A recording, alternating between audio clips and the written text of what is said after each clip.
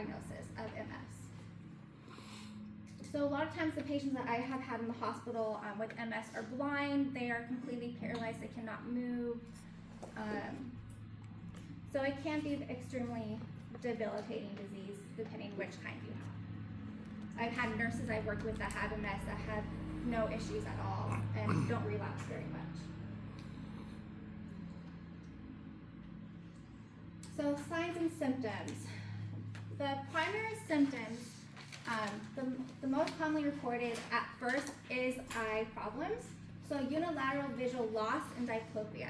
Not necessary all the time, but does tend to be the most common first symptom for patients with MS, to have eye problems, eye pain, that blurred vision. So again, the symptoms vary widely depending on the lesion location. So other common issues include fatigue, depression, leg weakness, numbness, poor coordination, and balance problems. Again, that visual changes stem from the optic nerve involvement, so there may be lesions on the optic nerve. Pain does affect 70% of these patients due to the sensory pathway lesions, so the lesions can cause pain. Paresthesias and dysesthesias, which are unpleasant, abnormal sense of touch, that results from nerve damage. Ataxia is poor muscle control that leads to clumsy movements, affecting walking, speech, swallowing, and eye control. That would be very common in these patients. Proprioception loss impairs body awareness and movement control. And then a common symptom too is that I've seen a lot is bladder and bowel dysfunction that arise from disrupted nerve signaling.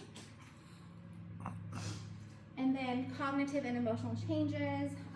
These patients will have a lot of forgetfulness, mood swings, and then sexual dysfunction is a common side of unfortunate kind of manifestation. Exacerbations and remissions. So there is no cure for MS. So what are we doing for these patients? We are focusing on managing relapses, slowing disease progression, and controlling the chronic symptoms. So some patients remain stable with occasional treatment, while others gradually decline to that debilitating stage in their disease. Symptom flare-ups can be triggered by stress, extreme temperatures, overheating such as hot baths, fever, fatigue, and pregnancy. So we're going to avoid hot baths in these patients. We're going to offer frequent short rest periods, especially lying down, to reduce fatigue-related exacerbations. And then during remission, symptoms often lessen or resolve. So this slide, super important for you guys to know. The pharmacological, I cannot talk ever, therapy. So what medications are we treating for these patients? Immunomodulators. These are interferon beta 1A and interferon beta 1B. So all these medications for MS patients are given by injections. There's no pills. So you guys need to know that side effects of immunomodulators are flu-like symptoms, and this is to be expected. So we're going to still give this medication. We're going to monitor for injection site reactions, which can be common from the injection medications, thrombocytopenia, anemia, leukopenia, and then it can cause liver failure. So what do we have to consider when giving these medications? So we're going to give these at bedtime, and we're going to give it with ibuprofen and Tylenol to help reduce those flu-like symptoms. We're going to monitor those CBCs, those LFTs, and then educate these patients that they have to rotate their injections and monitor for site reactions. You said give it with what? Tylenol and ibuprofen, because they're going to have flu-like symptoms from the immunomodulators.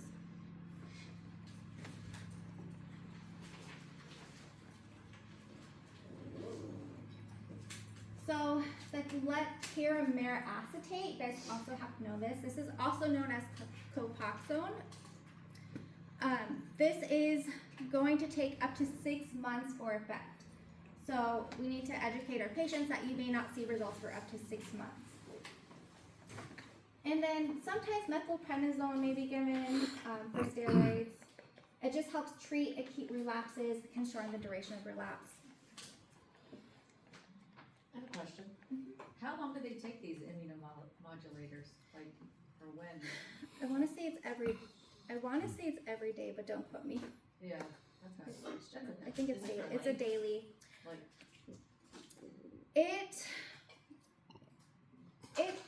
I'm pretty sure it is for life because it's something that's going to help with their relapses. That's why it's really important because it does cause a lot of side effects.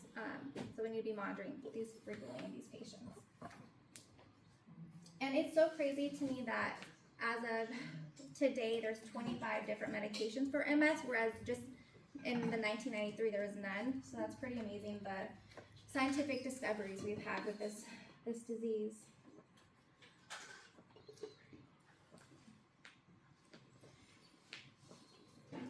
So other pharmacological therapies. So spasticity is going to be really common in these patients. In the hospital, you're going to be giving baclofen. I've always given baclofen to my MS patients. This is going to help with severe spasms or contractures. Sometimes if it's so severe, they'll need nerve blocks. So bladder and bowel issues are extremely common. So these are managed with the anticholinergics, antispasmodics. And then fatigue is very common in these patients. They affect their daily activities of living, and that can be treated with fluoxetine and amantadine.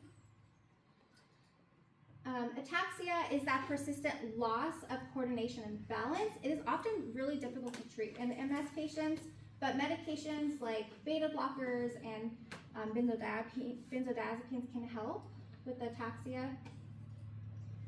And then we're going to be managing pain, really trying to manage pain in these patients. Even with anti-seizure meds like gabapentin can help, antidepressants. Some antidepressants can help with pain as well. The antidepressants help reduce pain by boosting the spinal neurotransmitters.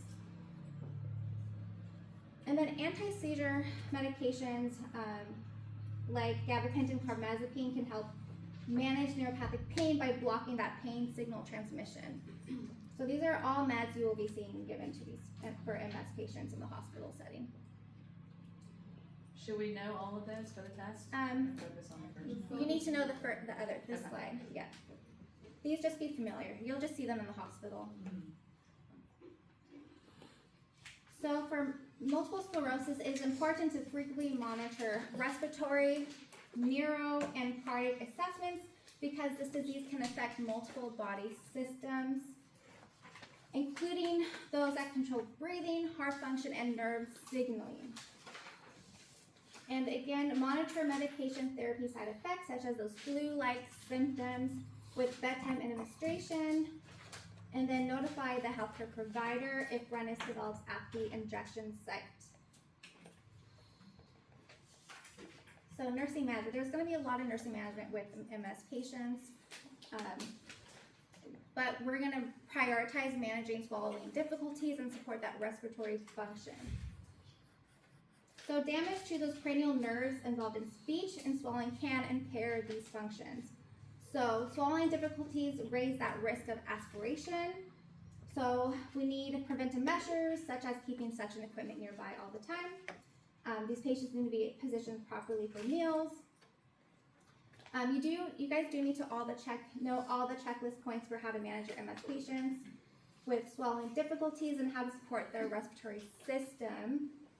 So all of these you guys do need to know for your MS patients.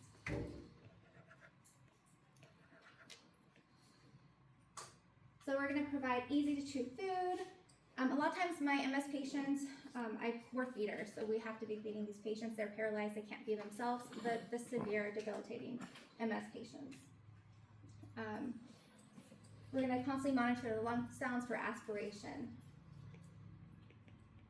Other nursing management, promote that physical mobility. Because muscle spasticity is so common, it disrupts that normal function for these patients.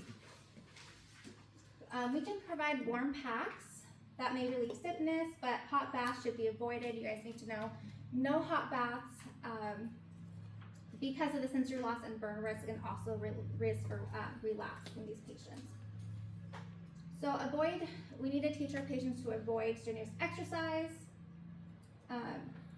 Tell them to take frequent short breaks, ideally lying down, prevent those fatigue-related exacerbations. And then reduced activity increases risk for immobility, complications like pressure ulcers, weakness, respiratory issues. And then we need to turn these patients every 2 hours, and then those coughing and deep breathing exercises. Coughing and deep breathing exercises.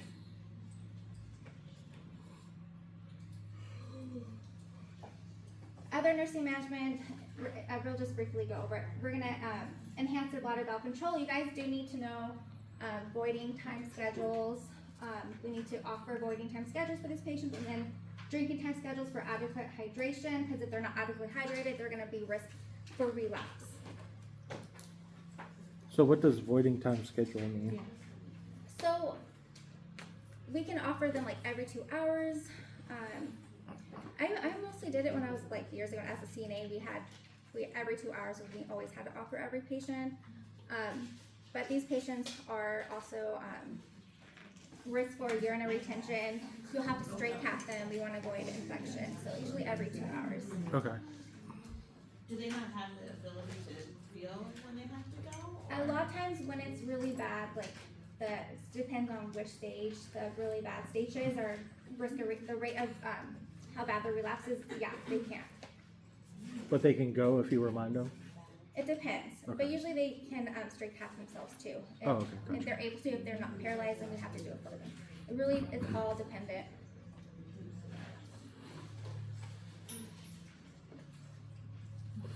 You guys do need to know fluids and dietary fiber. We're going to educate to help prevent constipation, which is very common in MS as well.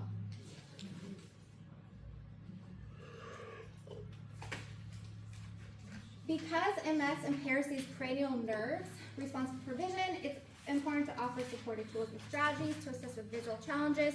So my patient that I just will never forget, she was completely blind, so there was nothing we could do, but some patients we can add large print, audiobooks, eye patches. What are prism glasses? I've never actually seen one. I got it from the book. if OT might have them. So we get everything from occupational therapy that helps assist patients. They're ADLs. So these patients are extremely high risk for falls.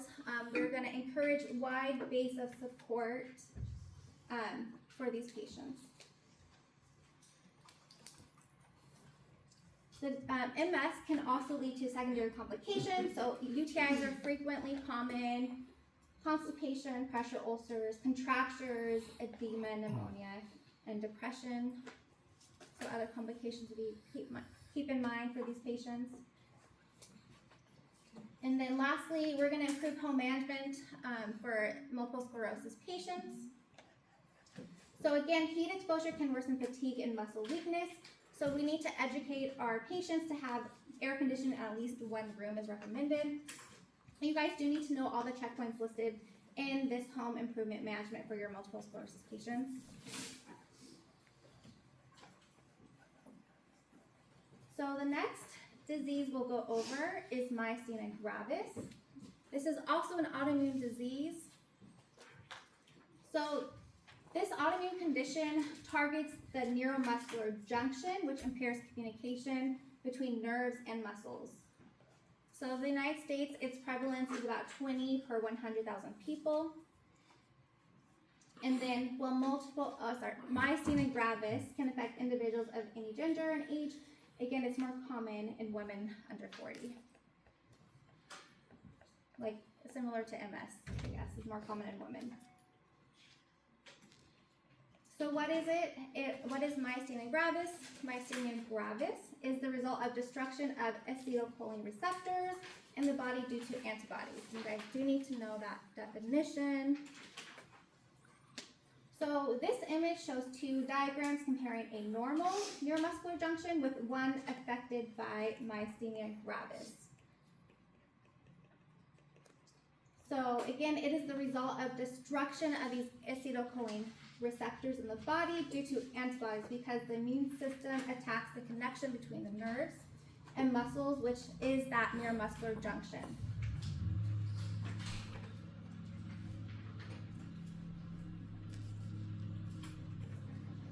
So again, this image also shows how MG disrupts the communication between nerve cells and muscle cells. So there are synaptic vessels in the nerve terminal release that release acetylcholine, which is that neurotransmitter that normally binds to acetylcholine receptors on the muscle cells to trigger contraction. So in MG, again, these autoantibodies target and block these receptors that prevent acetylcholine from binding effectively.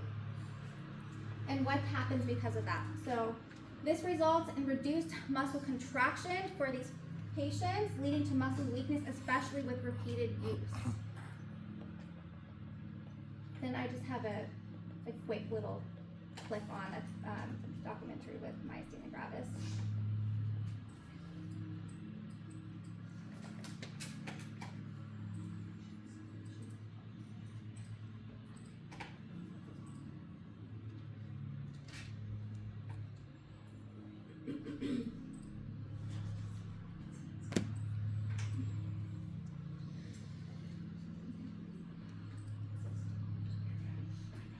I don't know why it's not.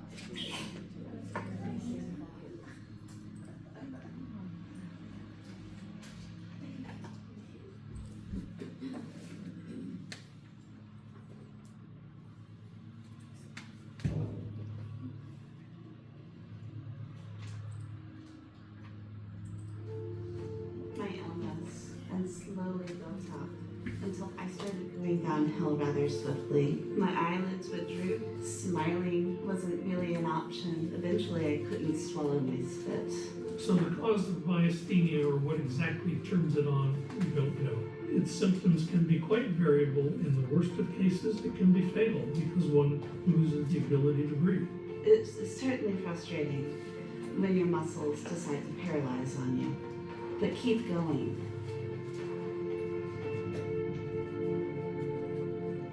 Has anyone had patients with myasthenia gravis?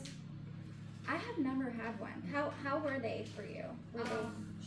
So she came in because she like was having trouble swallowing and stuff, but like by the time I had her in clinical and she was like much better. She got discharged when I was there. But it was interesting. I could see like it was mostly just on one side, like the eye drooping and everything like that. Was it a new diagnosis?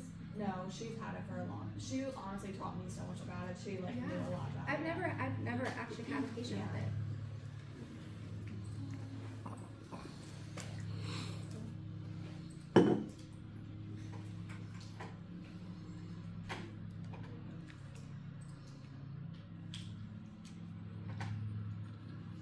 So what do these patients look like? What are the clinical manifestations? So symptoms of myasthenia gravis typically worsen with exertion and actually improve with rest. So most patients with myasthenia gravis, I'll abbreviate MG, they experience generalized muscle weakness that often affect the face, throat, tongue, and jaw. And these are all known as bulbar symptoms. So the bulbar symptoms stem from dysfunction in the brainstem's bulbar region. So this can lead to issues like dysphonia or impaired voice quality. Dysphonia means voice impairment.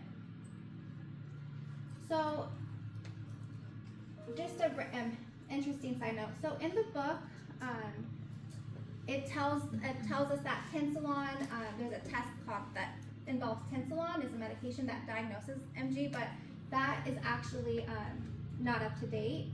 The FDA got rid of this test because they're saying that it has more false positives.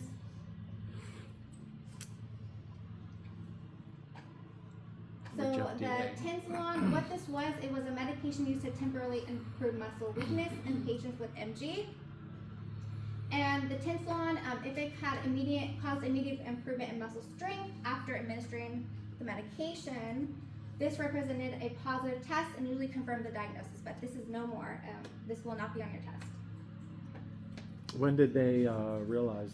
I want to say it was actually a while ago, which I was surprised. I think it was Okay, in that's good because it was 2025. I don't know.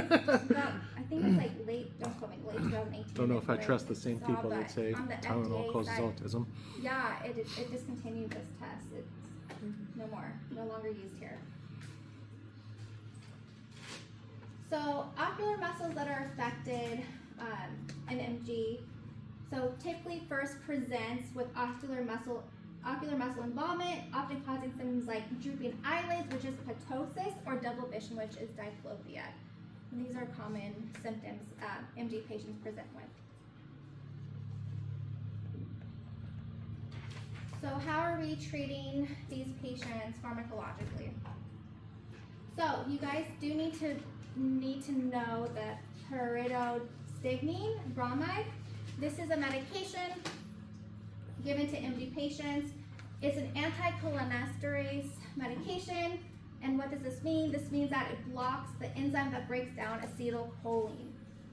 It is the first line of therapy for MG patients. So again, what is acetylcholine? It is a neurotransmitter essential for muscle contraction. So by preserving acetylcholine, the pyridostigmine enhances nerve signals to muscles, improves strength, and reduces fatigue for these patients. Sometimes this medication does fail to work. If it fails to enhance muscle strength or reduce fatigue, immunosuppressive medications are typically the next line of treatment. So the most important thing to know, what is going on, is the timing of the medication. So timing this medication, doses around daily activities, improves the quality of life and safety significantly for these patients. For example, taking pyridostigmine about 45 to 60 minutes before a meal ensures the drug is at its peak effectiveness to assist with chewing and swallowing. So this is it's not a long-acting medication, so these patients are going to be taking it like at least 4 times a day.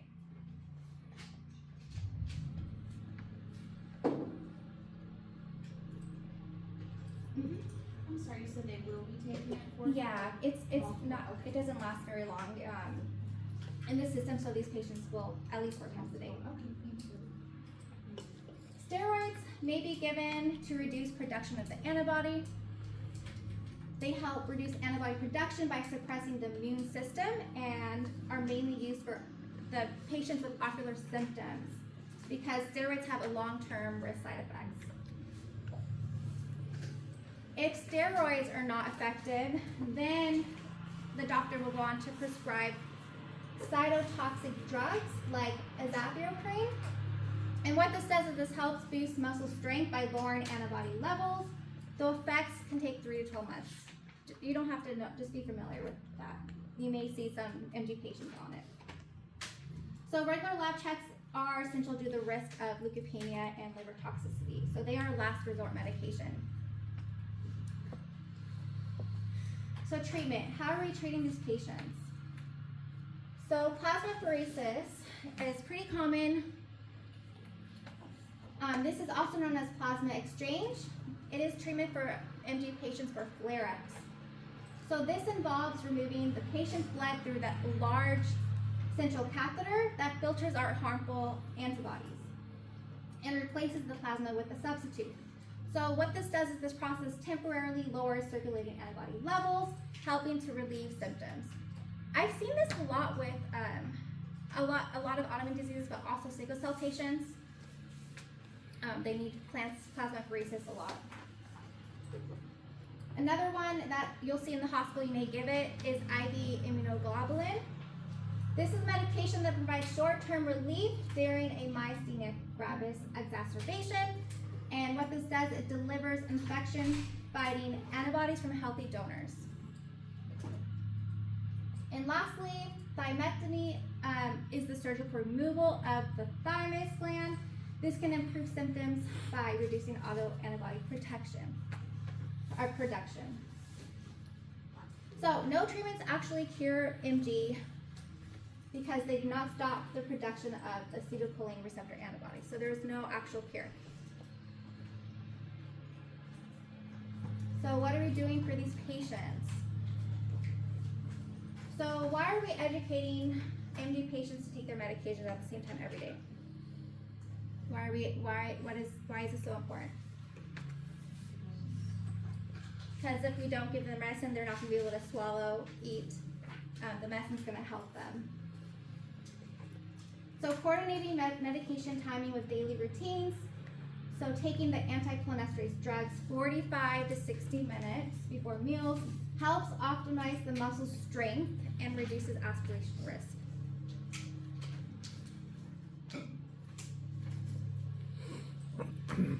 So nurses, when you guys get a patient admitted to the hospital, if they have MG, you guys need to absolutely prioritize this medication. We need to get the doctors to order their home meds. If it's a home med, the hospital doesn't have it. And we need to make sure the times are changed in the MAR, specifically for when the patient's eating.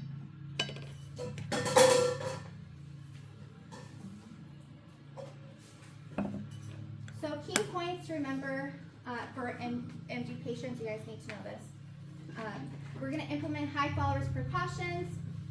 We're going to educate on energy conservation and plan activities accordingly, such as provide the patient physically demanding activities in the morning. So why are we providing the physical activities in the morning? You have the most reserve energy. Yes, yep. So the client is the most rested. They're going to be able to do these activities like a bath, physical therapy in the mornings.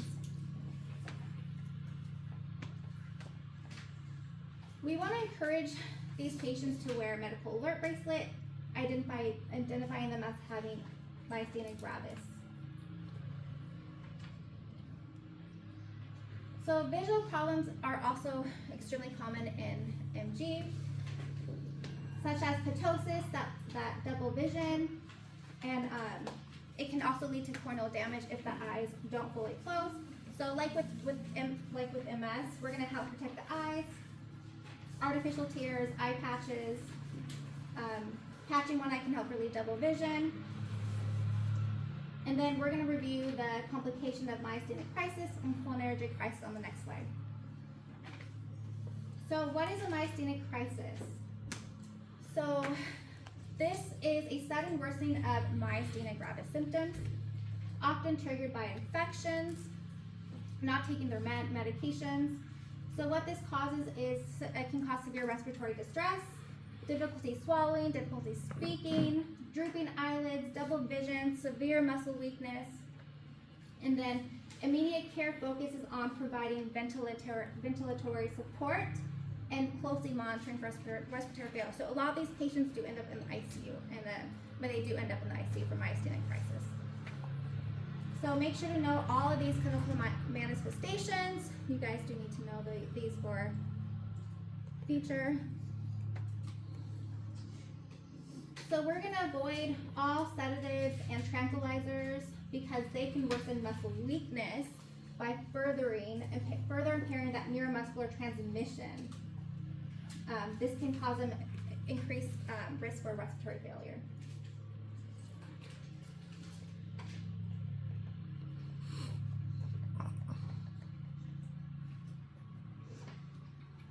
Where's my slide go?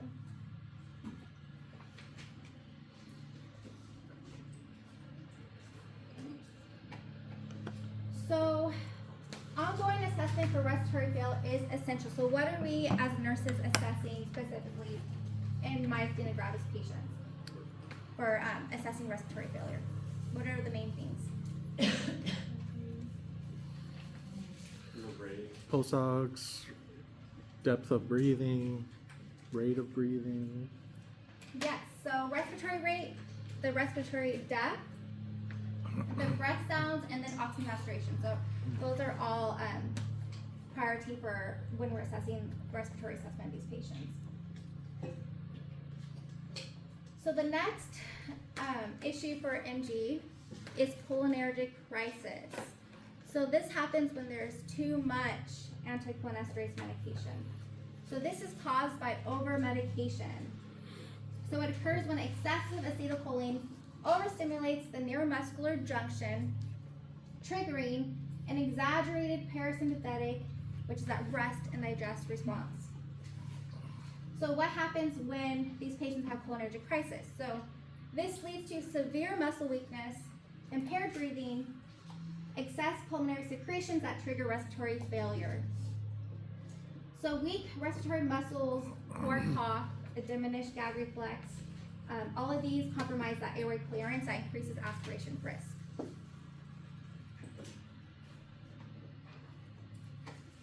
So myasthenia crisis, the patients need more acetylcholine, and then with cholinergic crisis, they need less. So the cholinesterase inhibitors are withheld during episodes of respiratory failure and reintroduced gradually once the patient shows signs of recovery. The next disease, autoimmune, it's also an autoimmune disease, Guillain-Barré syndrome. And I've only had a few of these patients in my career. Have you guys all experienced Guillain-Barré? So it's actually pretty rare. So what this is an autoimmune attack on the peripheral nerve myelin. So this is a very rare condition where the immune system mistakenly attacks the body's nerves, causing progressive muscle weakness, tingling, and numbness. This actually often starts in the feet and the legs, and actually can lead to paralysis. When it leads to paralysis in these patients, it affects their breathing, making it a medical emergency that requires hospitalization. So I don't know if you guys are familiar, whenever you ask patients if they've had flu vaccine, usually you ask them if they have history of Guillain-Barré syndrome. You guys do that? Yeah. And they would know if they have, hopefully, they would know if they have. So inflammatory demyelination occurs when the immune system mistakenly attacks peripheral nerve myelin, which damages the protective sheath around the nerve fibers. So this disrupts electrical signal transmission that leads to neurological symptoms because of these impaired nerve functions in these patients. So what is myelin? It's that fatty insulating material that wraps around nerve fibers, like insulation on an electrical wire, to protect them and help them send signals quickly and efficiently. So I just thought this quick little video was also interesting to watch on Guillain-Barré syndrome.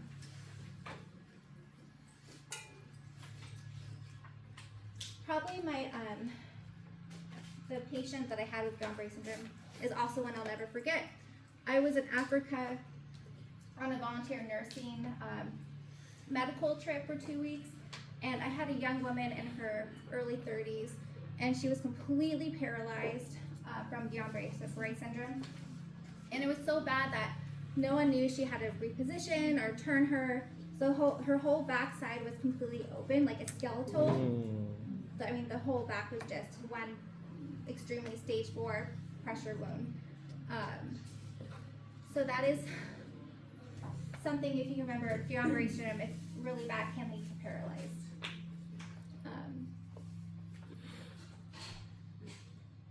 So like MS would start from the top and then like.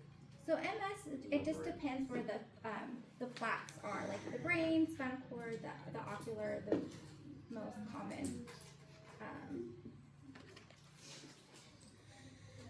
And then the Guillain-Barré syndrome is just when the autoimmune attacks that peripheral nerve myelin. And whenever these like autoimmune disorders, they have exacerbations or like worsening, is it like for weeks, days, months? Does it vary a lot? It's all variable. Yeah, with autoimmune, everyone has a different story. Oh, it's frozen.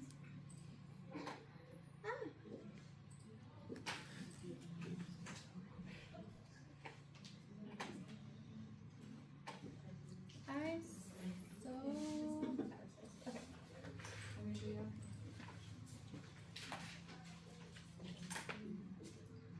No, just not give you that.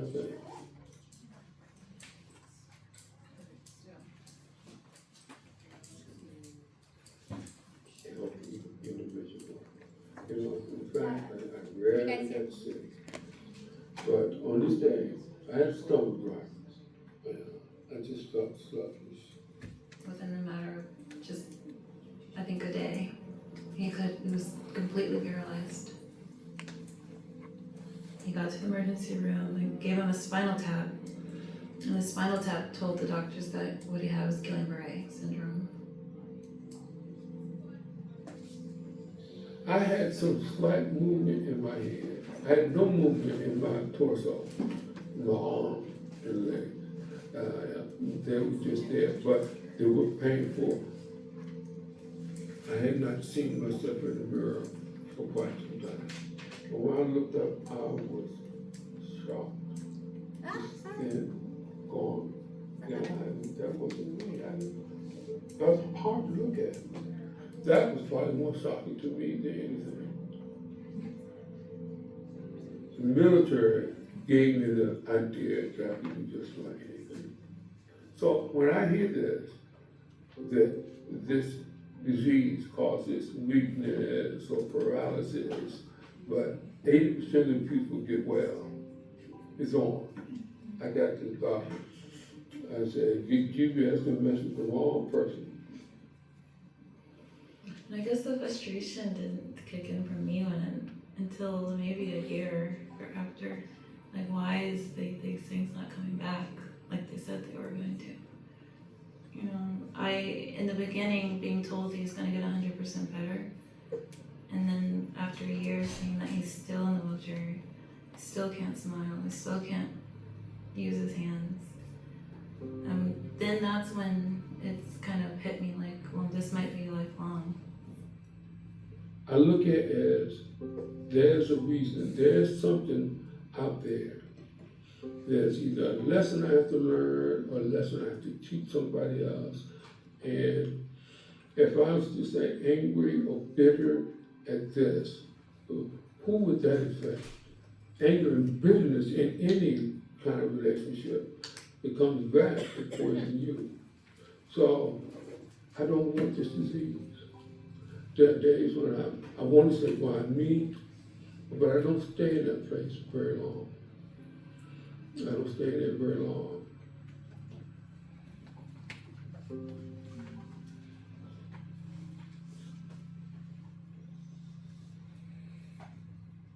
I shy away. Okay.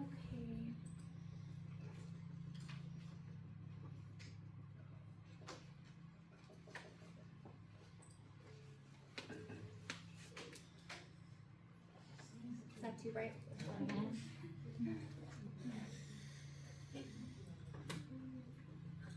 Okay.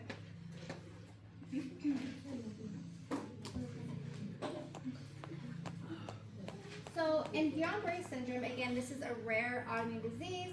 Clinical symptoms are typically triggered by a preceding event. So most commonly it's an infection. So, I mean, you could just have the flu and develop Guillain-Barré syndrome. Usually it happens 2 weeks after that viral infection. I mean, any virus can trigger any autoimmune disease, but it's most commonly Guillain-Barré syndrome as well. It is triggered by a viral infection.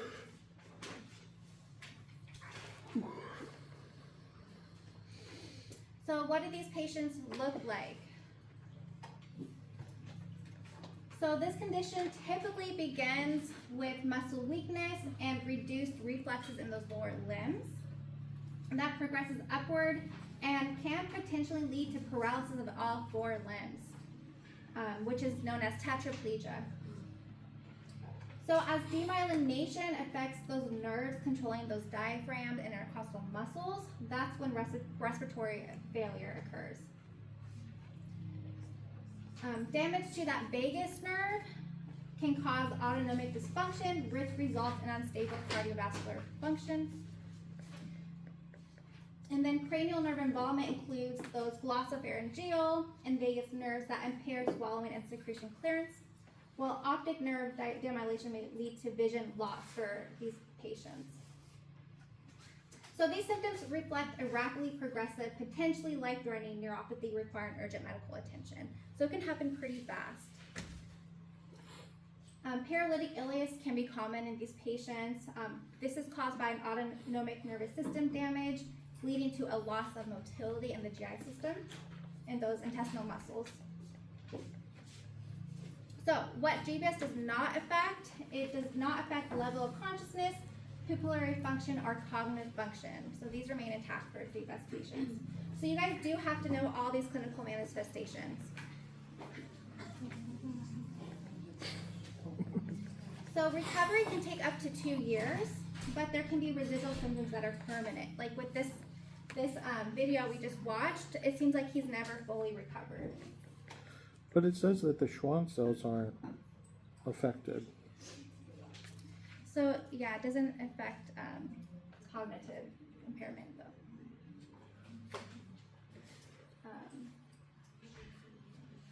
So serum laboratory tests are not useful in this diagnosis. We cannot diagnose a patient based on lab tests.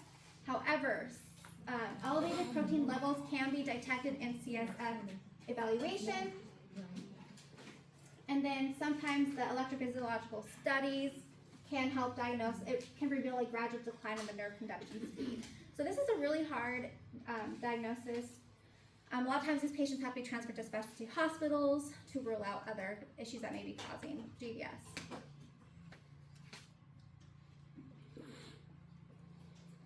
So nursing management, how are we managing Guillain-Barré syndrome patients?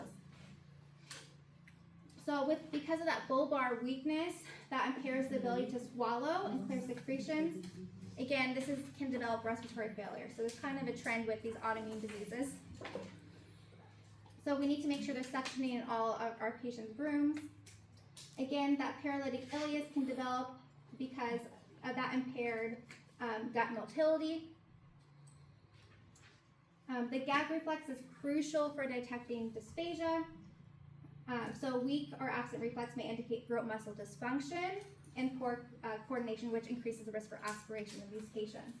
So what can the nurse determine when, so if a patient with GBS is on MPO status for aspiration risk or ileus, what can we as the nurse determine when the client can have oral nutritional intake again? So swallow test, the main thing is we're gonna assess for the return of that gag reflex and bowel sounds. So we need to make sure our patients have clear bowel sounds before resuming oral nutrition, that the ileus has resolved.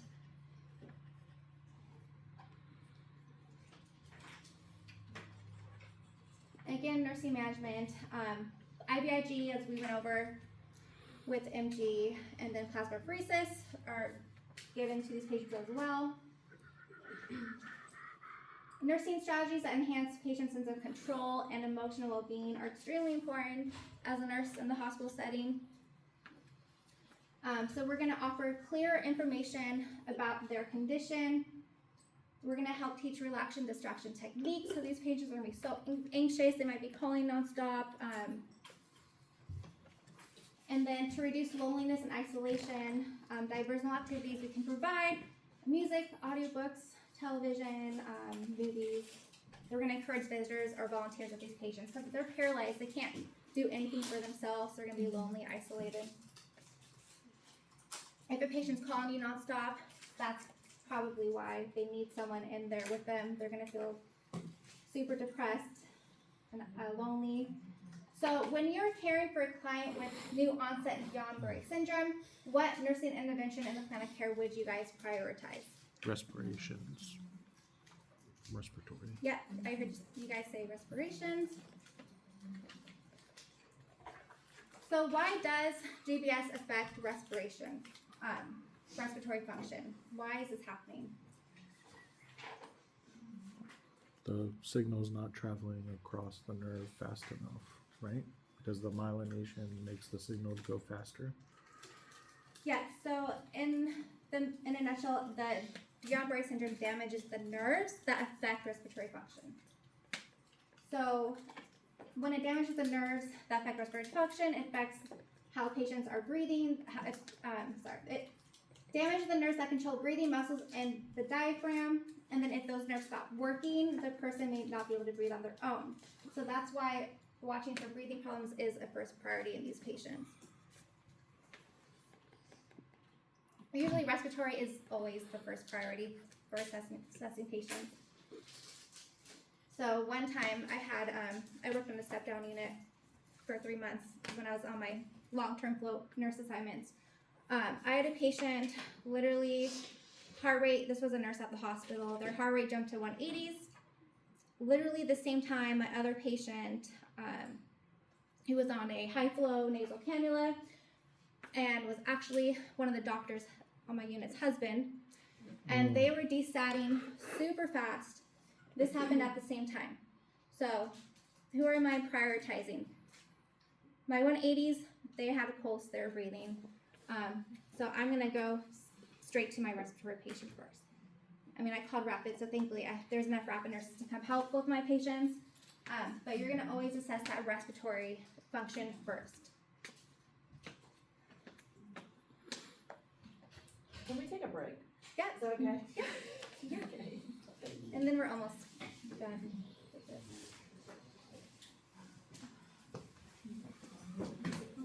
So is it just MS that's like painful? MS is painful because of the plaques.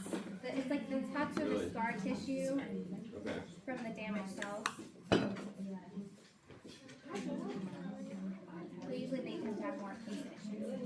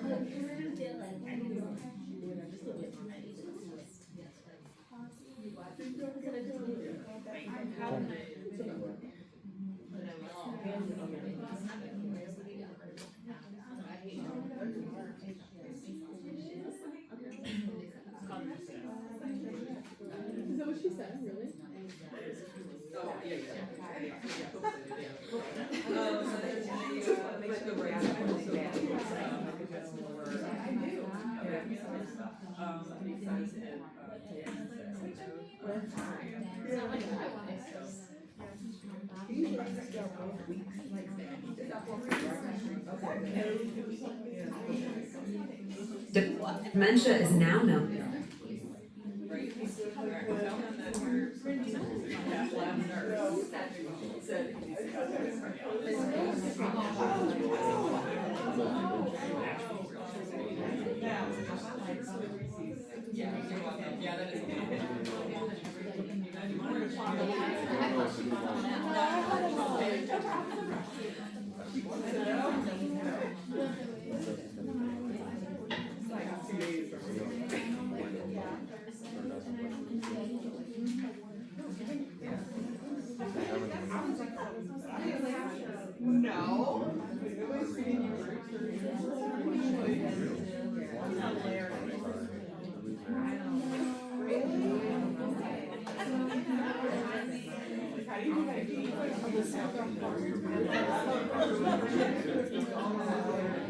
How you feel for the exam?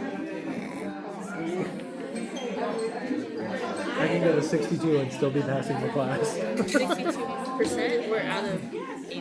The 62% On one or both? on this test, yeah, and still be passing. Really? So you have a lot of wiggle room? I have a little bit. We'll see. I don't know what to expect. Especially for bees. Really? I feel less prepared for OB. Yeah. But OB's like, Because what was even might that? jinx myself. But what was even that exam thing? What exam? Oh yeah, the exam. Yeah. Yeah. Like It was a word thing. a word thing? Pretty much. Like, it's just like, what is Is this? everyone back? Did I look at the wrong thing? Oh, there's two. I Okay. was looking at the thing that like describe in a paragraph the process. Yeah. Oh, okay. That's the same. Yeah, but When I saw that, I was like, it's a no like, for me though. this, like, it's just keep happening. And like the quiz, Right. and then like the essay questions, and then short answer quizzes.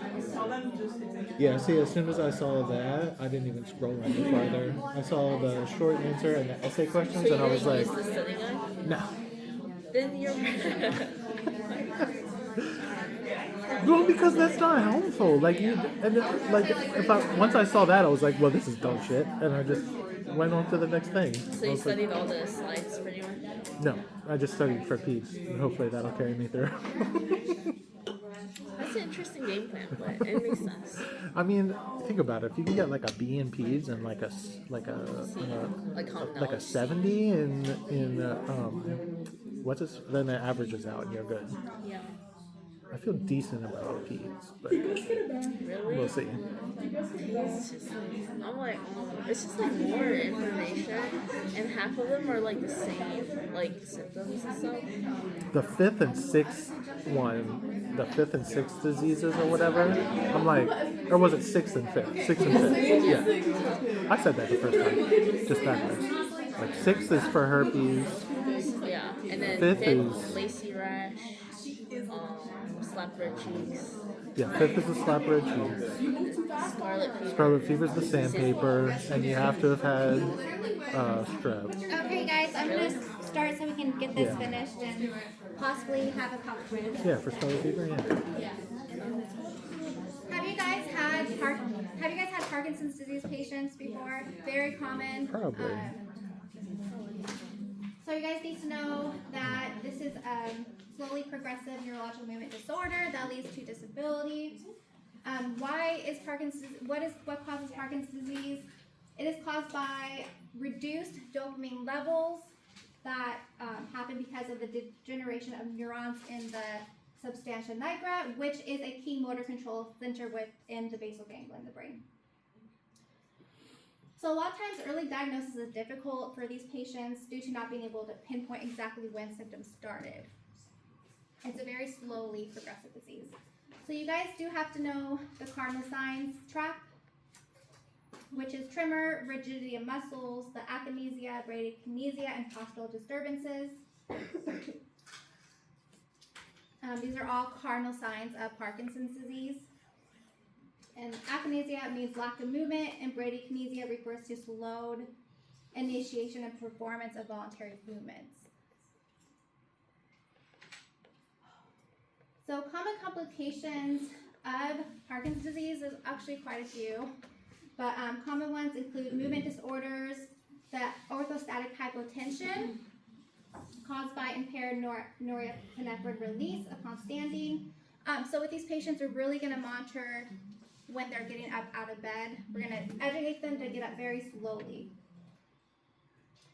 So I have had quite a few patients that I will never forget in my career.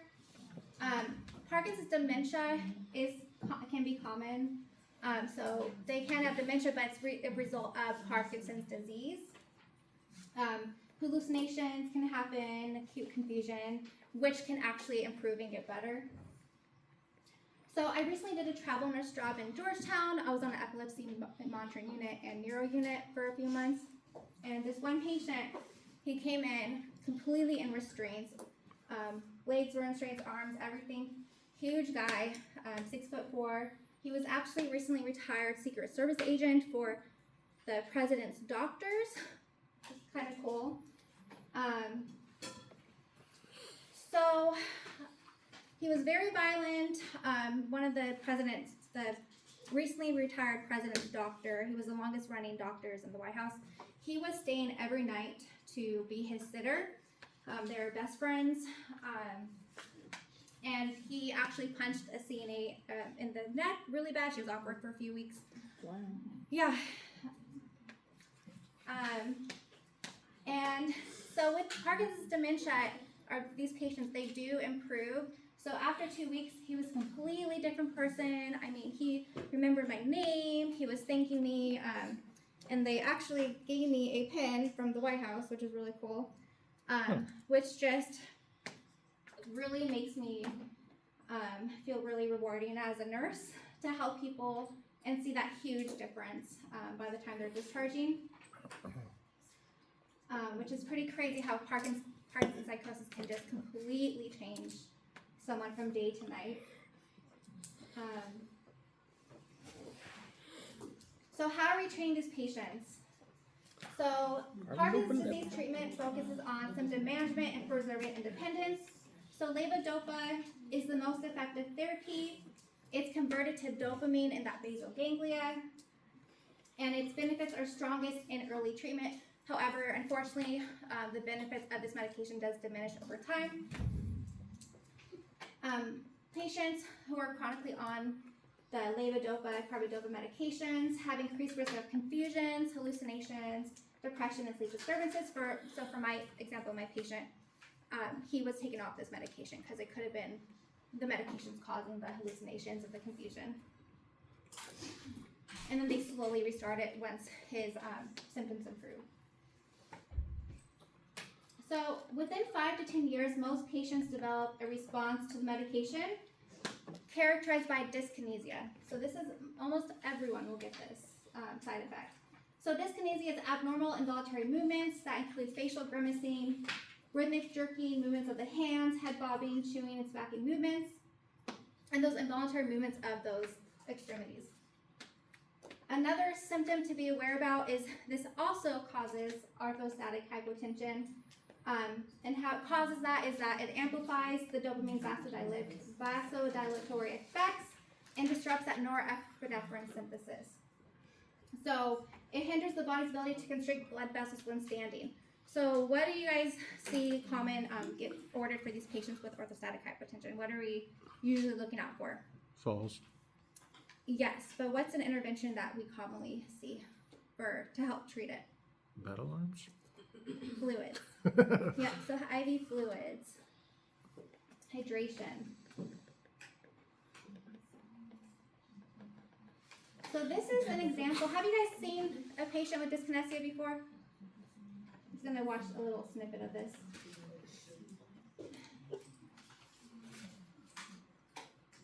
For me, I like the visual stories. The visualization helps me remember things. Helps me in the long term of memorizing things.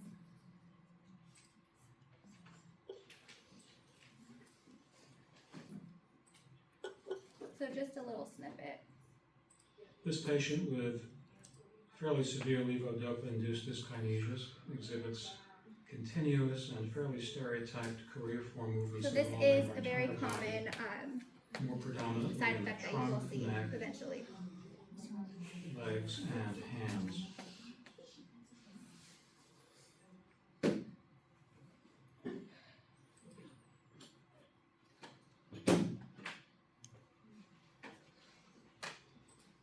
Are they like cognitively there, like They knowing are. what's going Yeah, on? they'll answer questions. So There was you know. there was a lady last semester in the BHU, the second half of last semester, she felt like she was chewing glass all the time. And she had TD, like tardive dyskinesia. I don't know if that's different, but So that's from psychotic medications, psych medications. Yeah, so that's a little different.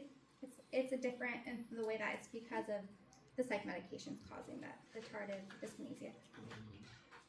I don't know how to word this question, but like, can you have Parkinson's without the brain effect? Like I had a patient the other day that had Parkinsonism disease, not actual Parkinson, is what the nurse was telling me. Interesting. I've never. Like where you have the physical movements of the disease, but the brain part like isn't affected. I think it gets worse. I mean, it does get worse over time. So it's a slowly progressive. So it really depends how long they've been affected, but it just can get gradually worse. Yeah.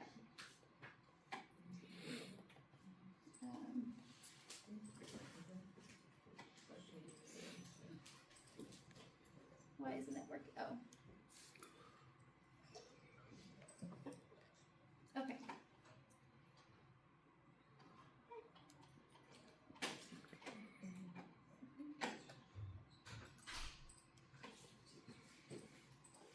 Sorry, I wish I could just play my videos in the PowerPoint.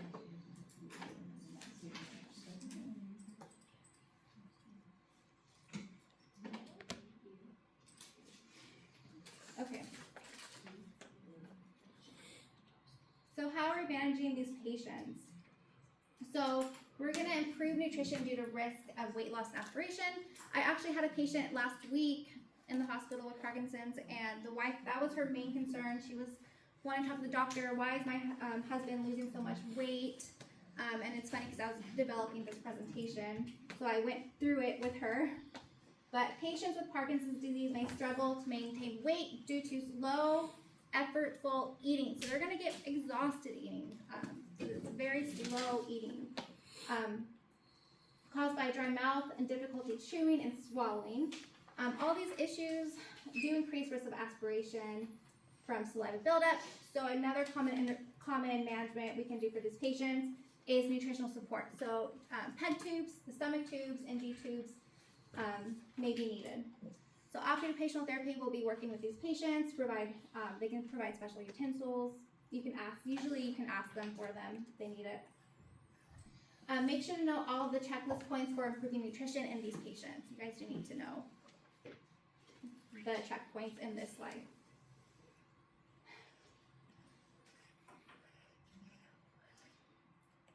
So again, swallowing difficulties in Parkinson's disease often stem from that poor head control, the tongue tremors, and impaired coordination of the swallowing processes. So we need to really prevent aspiration risk in these patients. So we need to have them sitting upright for meals, have speech therapy evaluate for their diet, avoid thin liquids if needed. And then progressive program of daily exercise is really needed for these patients to improve that coordination dexterity that makes them so high risk. Special walking techniques are really important to teach these patients to offset that shuffling gait that is iconic in Parkinson's disease. They're also the tendency to lean forward. We need to educate them to rise slowly when standing and how to improve their balance. So my first ever Parkinson's disease patient was when I was a CNA in a nursing home during nursing school, my first semester. And I had to wheelchair my patient to the shower, and my patient was 70, she was so tiny, 70 pounds in her 70s. And as I'm wheeling her, she leans forward, which is that common that I went over. It can be common for these patients. She leans forward, she literally topples over out of her chair and hits her head. So that was my very first month as a CNA, and she, thankfully, she had no brain hemorrhage from hitting her head. She ended up fine. She had this large egg lump on her forehead, thank God. But she was just crying and crying to me. She said, "Don't tell anyone.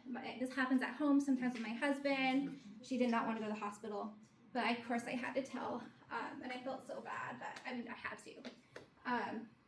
And when you have a patient fall in a SNF, at least in California, it's like a huge ordeal. I mean, you have to have this 30-minute one-to-one at least with the director. You get written up. Thankfully, I didn't get fired, but they're very strict on falls. But just to make sure you guys know, if you're wheelchairing a Parkinson's disease patient, strap them in because they do have that tendency to lean forward. And she was so light, that's probably why she just toppled right out of her chair. That never happened again. But just a short clip of, or we can watch that. We can skip. So, Parkinson's disease deep brain stimulation. I've actually only had one patient that had to have surgery to get her battery replaced for this. Have you guys seen this in the hospital? I have a family friend that got it. Oh, okay. It's a miracle treatment. Like, I'll review it. So, deep brain stimulation delivers high frequency electrical impulses to target brain areas to block that tremor causing nerve signals in Parkinson's disease. What? So basically the electrodes are implanted in the brain and connected to a chest implanted pulse generator by wires under the skin, as you can see in the picture. This often prolongs the duration of peak symptom control beyond what medication alone provides. So the implanted electrodes are long lasting. They can last up to 10 years or more. And the battery typically needs to be replaced every 3 to 5 years, which is a less invasive procedure when that needs to be done. So I had a patient also on my epilepsy unit recently, and she had to get her battery replaced, but when I first had her, she was stiff as a rock. She could not move. It was like effort just to get her arms up. She couldn't talk. And so after she had it done for the battery replaced, she was a completely different person. She was moving, she was talking. So This is truly a miracle treatment for these patients. And actually, as I was doing this presentation, this was in the news, this video I'm going to show you. It's just a short clip. We'll watch real quick.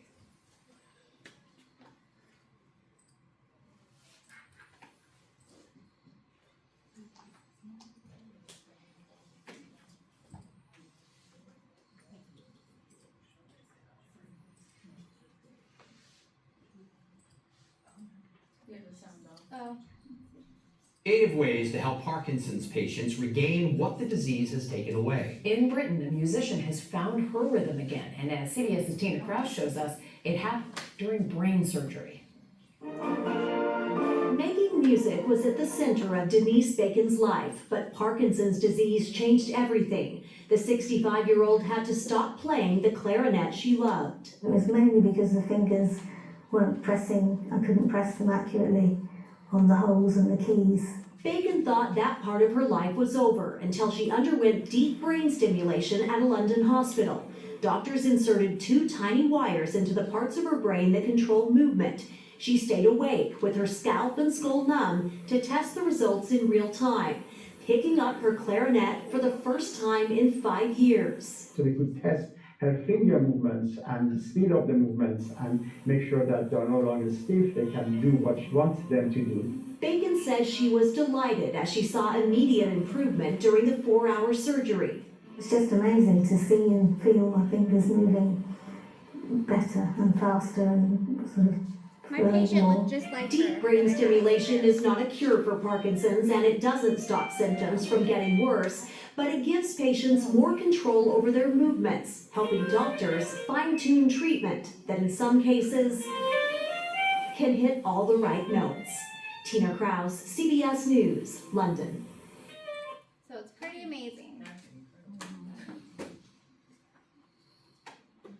Okay, so one more disease process we'll go over, which is ALS. So ALS is also known as Lou Gehrig's disease, also motor neuron disease. So Yankees first baseman Louis Gehrig was diagnosed with ALS at the age of 36 by Mayo Clinic, prompting his retirement in 1939. So in honor of his legacy, just a fun fact, Major League Baseball began recognizing his birthday, June 2nd, as ALS Awareness Day in 2021, so not just recently. He only lived 2 years and 3 months after his diagnosis. So ALS is a very progressive neurodegenerative disease that damages motor neurons in the brain and spinal cord, which prevents the brain from sending signals to muscles, leading to loss of muscle development. So amyotrophic names come from the Greek roots. So amyo means without muscle, and And trophic means nourishment. So amyotrophic means no muscle nourishment. And when a muscle has no nourishment, it atrophies or wastes away. And the name ALS as well, lateral refers to the spinal cord's lateral commons, which contain the corticospinal tracts affected by the disease. And then sclerosis refers to the hardening of the spinal cord's lateral regions caused by motor neuron death. So it's interesting, the name kind of tells you exactly what it is. So Stephen Hawking, whenever I think of ALS, this is who I think of. The most famous person with ALS, his case was very atypical. He lived for many years with the disease, but most people live, so the CDC actually said last year that most people live from 2 to 5 years after symptoms develop. So it's a very rapidly fast diagnosis. So how long a person lives with ALS seems to be related to age. People who are younger when the illness starts live slightly longer. I don't know if you guys are familiar with the Ice Bucket Challenge, but whoever donated to that donated to ALS research. That viral social media challenge. This image, you guys don't have to, you guys don't have to memorize this, but it basically outlines the 4 progressive stages of ALS, highlighting how symptoms evolve over time and the increasing challenges that these patients face. So you can see that in end-stage ALS, the symptoms include paralysis of voluntary muscles, they're completely bed-bound, and hospice care may be needed. So what do these patients look like? So clinical symptoms vary based on which motor neurons are actually affected, since each neuron controls particular muscle fibers. ALS typically begins with fatigue and asymmetric limb weakness that gradually worsens.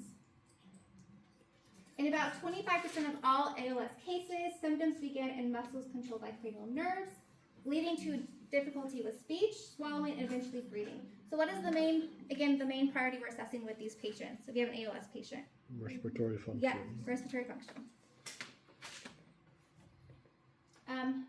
Anal and bladder sphincter control actually remain intact. Those are the systems that remain intact, as the spinal nerves governing these areas are not usually affected. So I just asked you this. So why is respiratory function affected in ALS patients? So respiratory function is affected with ALS because of motor neuron degeneration. So ALS damages the nerves that control key respiratory muscles, like the diaphragm and intercostals, that lead to shallow breathing, leading to respiratory failure. So how do you diagnose ALS? So there are actually no labs that can diagnose ALS. It can be very hard to diagnose at first. Again, they're going to have to be at a specialty hospital, usually. Primary diagnosed through clinical signs and symptoms. There's some supported tests. They're not like vital in diagnosing, but they can help. These include the EMG, which is a nerve conduction test. You just get a bunch of needles poked in you with electrodes. It tells how your nerves are working. MRI can help by revealing abnormalities in the corticospinal tracts. And then ALS prognosis depends on which part of the CNS system is affected and how quickly the disease advances. So people usually die from ALS as a result of respiratory failure, infection from aspiration. So how are we managing these patients? Does anyone know anyone with ALS? I've never had an ALS patient either. It's actually kind of cool. I had this one, they put a computer in front of her face and it tracks her eye movements, so it would like speak for her. Wow. But it was kind of a really big challenge when okay, we gotta clean her up or turn her, and then you gotta position that computer quite literally spot on perfectly where she can still have access to it, and it's not like they can verbally tell you it needs to be moved, so it was kind of a challenge trying to get really comfortable. Yeah. Wow.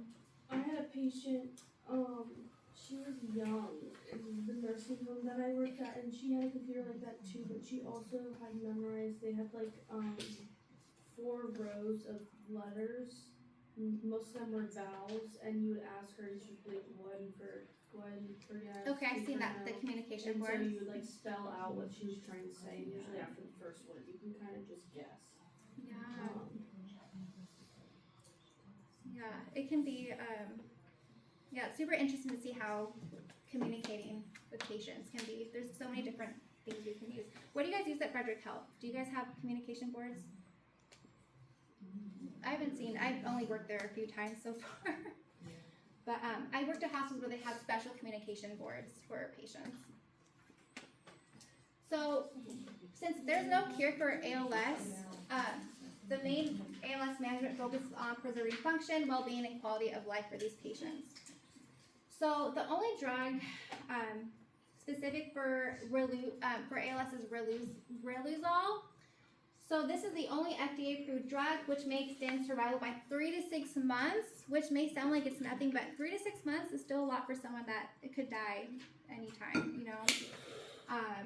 So this also offers early stage neuroprotection, and then regular liver monitoring is required for these patients. Medications like baclofen, diazepam can help relieve spasticity-related pain and support their daily activities. So these patients may also need enteral feedings, enteral nutrition, because of aspiration problems. So, question for you guys. Which is the best way for patients to communicate, which is the best way for the client to communicate their wishes for care as the disease progresses? Advanced directive? Yep, you guys need to know that advanced directive is the best way for these patients to communicate their wishes for care, as it isn't a live diagnosis. And then I was going to have you guys watch a video, we'll skip it because I was going to do a pop quiz. But while doing this presentation as well, there is a new treatment, the first ever in the world treatment for ALS, which is super interesting.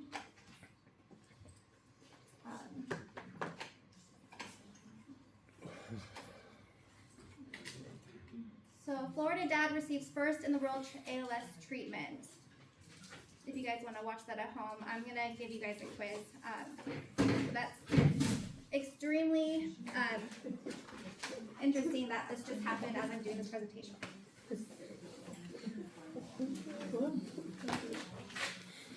And then here's a pop quiz for you guys. Do you know who Michael J. Fox is? Do you know who Michael J. Fox is? Isn't he an actor? Mm-hmm. About, Do you know what movies? about what? Do you know what movies? Do you? Michael J. Oh, like back to the future. Oh, okay, you do know. Okay, I feel less old. It's sad. He has this. Huh? He has this, right? Yeah. Did he just get diagnosed? No, he's had it for a long time. Oh, really? Yeah. Is he still alive?